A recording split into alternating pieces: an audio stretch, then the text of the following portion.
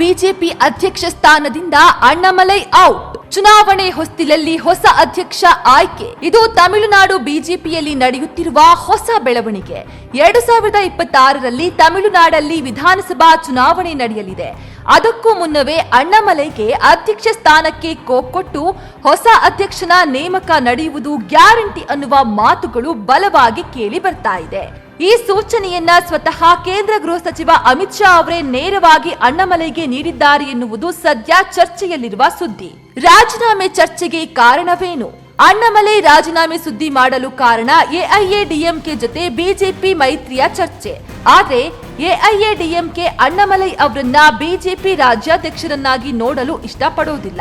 ಇತ್ತೀಚೆಗೆ BJP high command ನಾಯಕರನ್ನ ಎಐಎಡಿಎಂಕೆ ನಾಯಕ ಹಾಗೂ ಮಾಜಿ ಸಿಎಂ ಪಳನಿಸ್ವಾಮಿ ಅವರು ಭೇಟಿಯಾಗಿದ್ರು.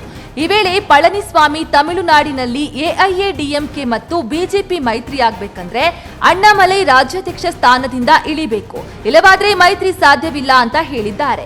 ಯಾಕಂದ್ರೆ 2023ರಲ್ಲಿ ಬಿಜೆಪಿ ಜೊತೆಗಿನ ಮೈತ್ರಿ ಮುರಿದು ಬೀಳಲು ಕಾರಣವೇ ಅಣ್ಣಾಮಲೈ ಎಂಬುದು ಅವರ ವಾದವಾಗಿದೆ. ಈ ಹಿನ್ನೆಲೆ ಅಣ್ಣಾಮಲೈಗೆ ತಮಿಳುನಾಡು ಬಿಜೆಪಿ ಅಧ್ಯಕ್ಷ ಸ್ಥಾನದಿಂದ ಕೋಕ್ ನೀಡುವ ಸಾಧ್ಯತೆ ಇದೆ. ಹೈಕಮಾಂಡ್ ನಿರ್ಧಾರಕ್ಕೆ ಬದ್ಧ.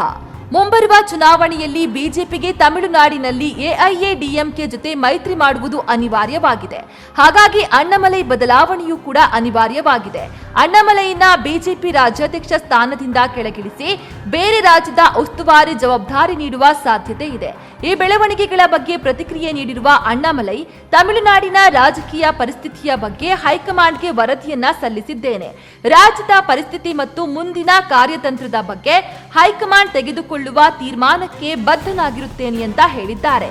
ಆದ್ರೆ ತಮಿಳುನಾಡಿನಲ್ಲಿ ಬಿಜೆಪಿಯನ್ನ ಅಸ್ತಿತ್ವಕ್ಕೆ ತರಲು ಶ್ರಮಿಸಿದ ಅಣ್ಣಾಮಲೈಗೆ ಮೋಸ ಮಾಡಿದೆ ಅನ್ನೋದು ಅಭಿಮಾನಿಗಳ ಆಕ್ರೋಶವಾಗಿದೆ. ಈ ಆಕ್ರೋಶ ಹಾಗೆ ಶಮನವಾಗುತ್ತಾ ಅಥವಾ ಹೊಸ ರಾಜಕೀಯ ತಿರುವು ಪಡೆಯುತ್ತಾ ಅನ್ನೋದನ್ನ ಕಾದು ನೋಡ್ಬೇಕಿದೆ.